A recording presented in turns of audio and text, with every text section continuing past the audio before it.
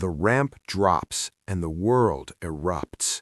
Cold water surges into the landing craft. Smoke hangs low, heavy and blinding. Men hesitate for a heartbeat that feels longer than it should, not because they are unprepared, but because the beach ahead looks nothing like the one drawn on maps.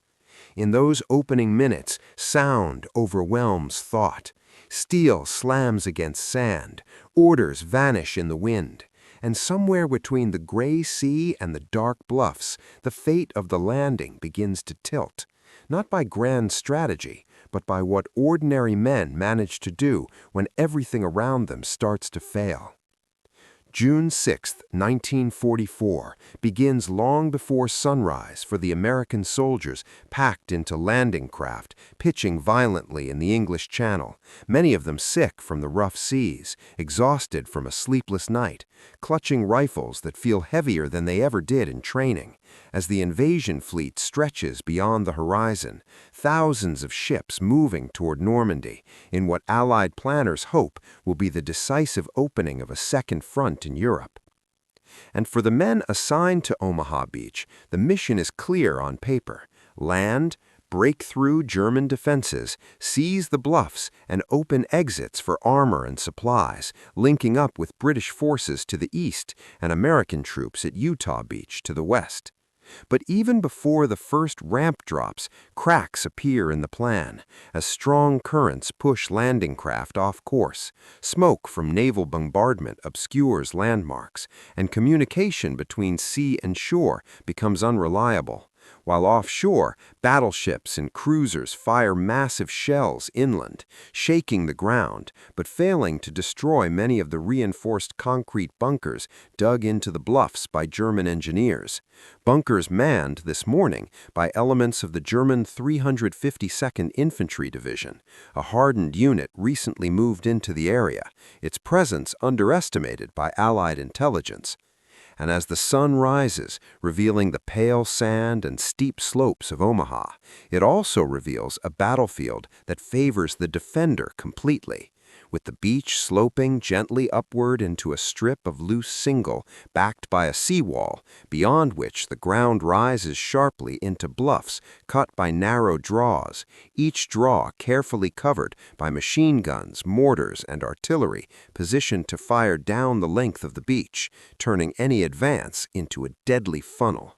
At approximately 6:30 a.m., the first wave hits. Soldiers from the 1st Infantry Division and the 29th Infantry Division stepping into the surf under fire that feels immediate and overwhelming, not because it is constant everywhere, but because it is precise, sweeping across the beach in overlapping fields. And men who have trained together for months find themselves scattered instantly, some landing too far east or west, others struggling through water deeper than expected, weighed down by packs, radios, and ammunition. And the simple act of reaching dry sand becomes a test of strength and will, as some men lose their footing and others turn back to help without thinking, while the beach obstacles meant to slow tanks and landing craft now trap men in exposed positions, and engineers tasked with clearing lanes discover that their job, timed to the minute in planning rooms, is nearly impossible under fire.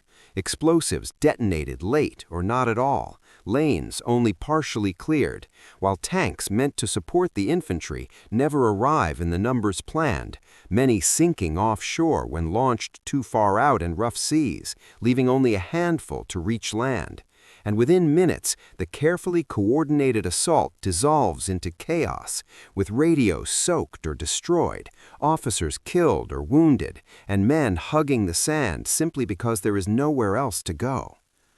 By 7 a.m., the situation on Omaha Beach is already critical, with casualties mounting and forward movement stalled along much of the shoreline, the seawall becoming a grim line of temporary safety for those who manage to reach it. Yet even here, there is no real protection, as fire from above continues to rake the beach, and the psychological effect of being pinned down, unable to advance or retreat, begins to weigh heavily, not as panic, but as a grinding pressure, minutes stretching into what feels like hours, while offshore, wave after wave continues to arrive, landing craft unloading men into the same conditions, adding to the congestion and confusion, and senior commanders watching from ships struggle to understand what is happening, reports fragmentary and delayed, some indicating progress, others warning of disaster, and for a brief but real period, the possibility that Omaha Beach may fail entirely is considered,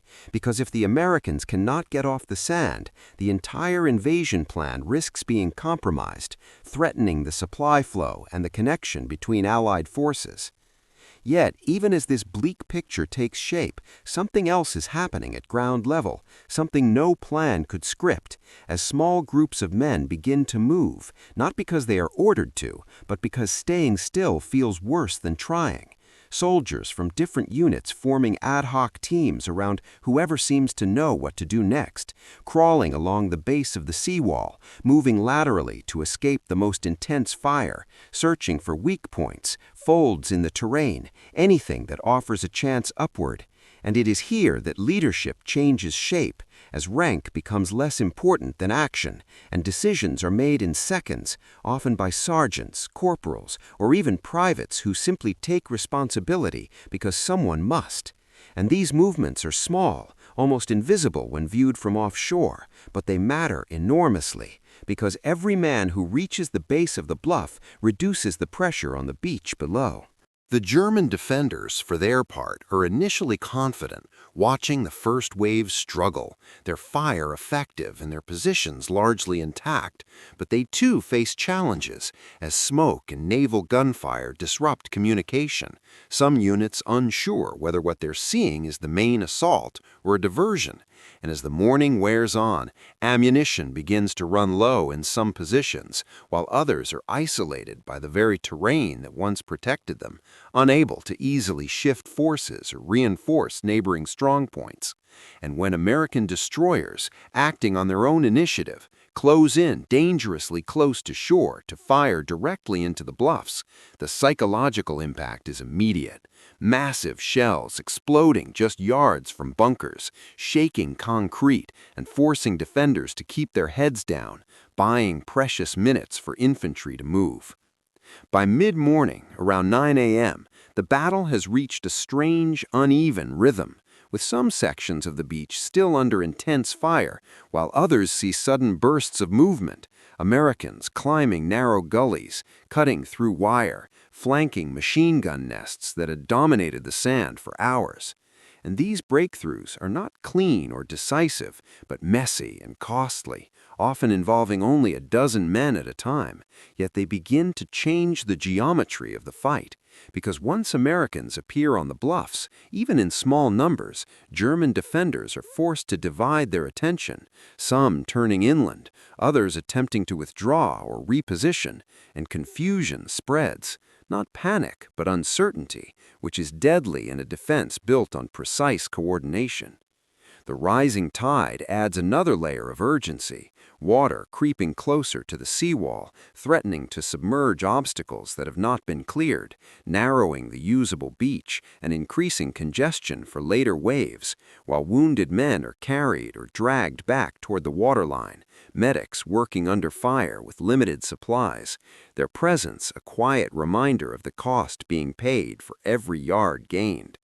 And still, the flow of men continues, because stopping the landings would mean admitting failure, and somewhere above the beach, Allied commanders make the decision to press on, trusting that the scattered successes they hear about can be expanded if enough men get ashore. As the clock approaches noon, the character of the battle slowly shifts, no longer defined solely by the struggle to survive on the sand, but by the fight to hold and expand the footholds gained on the high ground.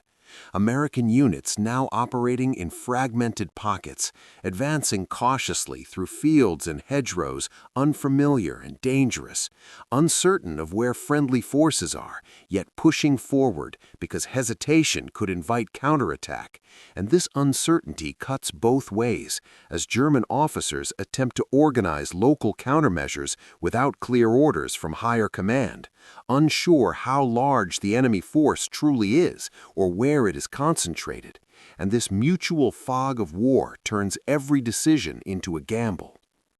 The minutes that now unfold are among the most critical of the entire invasion, because the Americans on the bluffs are still vulnerable, lacking heavy weapons, short on ammunition, and dependent on the continued flow of reinforcements across a beach that is not yet secure. And if German forces can mount a coordinated counterattack before the Americans consolidate their positions, the fragile gains of the morning could be erased, pushing survivors back down the slopes into a sea that offers no refuge. And as scattered American units pause to regroup, catching their breath, listening to the sounds of battle still echoing below, they sense, even without full awareness of the larger picture, that what happens next will decide whether Omaha Beach becomes a permanent foothold or a tragic failure. And beyond the hedgerows ahead, unseen but moving, German troops begin to gather, preparing to strike back at the moment when the Americans are most exposed, just as the tide reaches its peak and the window for success begins to narrow. Beyond the hedgerows inland, German movement remains hesitant, shaped by uncertainty rather than speed, because reports reaching higher headquarters are confused and often contradictory, some describing a limited landing in trouble, others warning of a growing penetration. And this delay, measured in minutes and hours, becomes one of the most important factors of the day, as it gives the Americans on the bluffs time they were never meant to have, time to breathe, reorganize, and slowly turn scattered survival into deliberate advance. And on the ground, that change is felt not as relief, but as a new kind of pressure, because now the fight shifts from the open beach to enclosed terrain, where visibility is short and danger can come from any direction, as American soldiers move forward through fields bordered by thick hedgerows that block sight and sound, terrain unfamiliar and deceptive, where a single opening can conceal an enemy position, and every step forward requires caution, coordination, and trust among men who may have met only hours earlier. Down on the sand, the character of Omaha Beach continues to evolve, the early morning killing zones gradually shrinking as more German guns are silenced or abandoned, allowing engineers to work with greater freedom, cutting wire, removing mines, and marking safe lanes for vehicles, a slow and methodical process carried out under constant threat, but now possible because the pressure from above has eased, and through these lanes come tanks, trucks, artillery pieces, and supplies, tangible proof that the landing is no longer hanging by a thread, though the cost remains painfully visible in damaged equipment and scattered gear left behind. And for officers trying to piece together the situation, the challenge is immense, because unit boundaries no longer match maps, platoons are missing leaders, and orders must be adapted on the spot to match a battlefield that no longer resembles the original plan. And yet, despite this disorder, momentum builds, not dramatically but steadily, because every additional weapon ashore strengthens the fragile hold gained earlier in the day.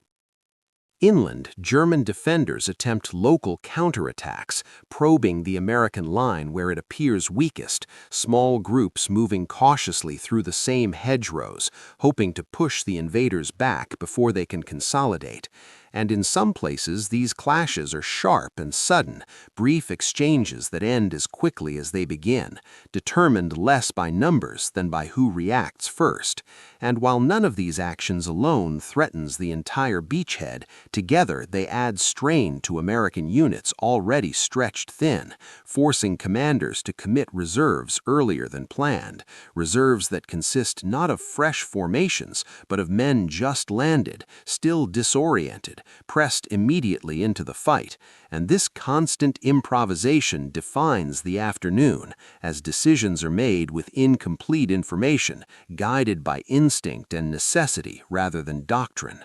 As the hours pass, the significance of the morning's struggle becomes clearer, because Omaha Beach, once feared as the weakest point of the invasion, now serves as a vital link between Allied forces, enabling communication and coordination across the Normandy coast. And this broader impact, though invisible to most soldiers, influences decisions at higher levels, reinforcing the choice to commit fully to the landing and accelerate the buildup of forces. While offshore, ships continue unloading cargo with relentless efficiency, the scale of the operation becoming undeniable, a visible demonstration that the invasion has crossed a threshold from risk to reality. And for German commanders observing from inland positions, the growing stream of men and material signals that the opportunity to drive the enemy back into the sea is slipping away. As evening approaches, American units push to secure more defensible positions, occupying villages, crossroads, and high ground that will protect the beachhead through the night. And this phase of the battle is quieter, but no less tense, marked by cautious movement, whispered instructions, and constant vigilance, because exhaustion dulls senses and mistakes can be fatal. And many soldiers have been awake for more than 24 hours, their energy spent in bursts of fear and effort, now replaced by a heavy fatigue that settles into muscles and minds alike. Yet they continue digging in, reinforcing positions, redistributing ammunition, and tending to the wounded, because experience tells them that night often brings new danger. For the German defenders, the evening brings its own reckoning, as the failure to contain the landing forces a shift from coastal defense to inland resistance, a transition that requires time, coordination, and reserves that are increasingly difficult to assemble under Allied air and naval dominance. And while some units withdraw in good order, others are cut off or forced to abandon positions hastily, leaving behind equipment and prepared defenses that will soon be turned against them. And this uneven retreat further erodes cohesion, making any large-scale counteroffensive unlikely in the immediate term, though the fighting is far from over, and both sides understand that the days ahead will be costly.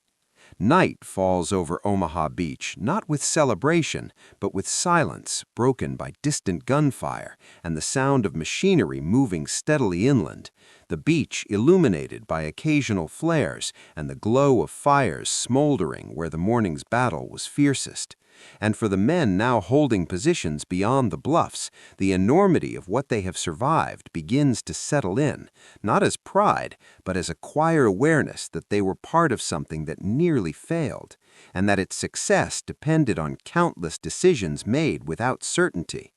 And as they prepare for the possibility of renewed fighting at dawn, they do so knowing that retreat is no longer an option, because the beach behind them has transformed from a trap into a lifeline, and the minutes that once threatened to decide the fate of the landing have passed, replaced by days and weeks of fighting still to come, all rooted in those first hours when the outcome was unclear and the margin between failure and foothold was measured in human resolve rather than strategy.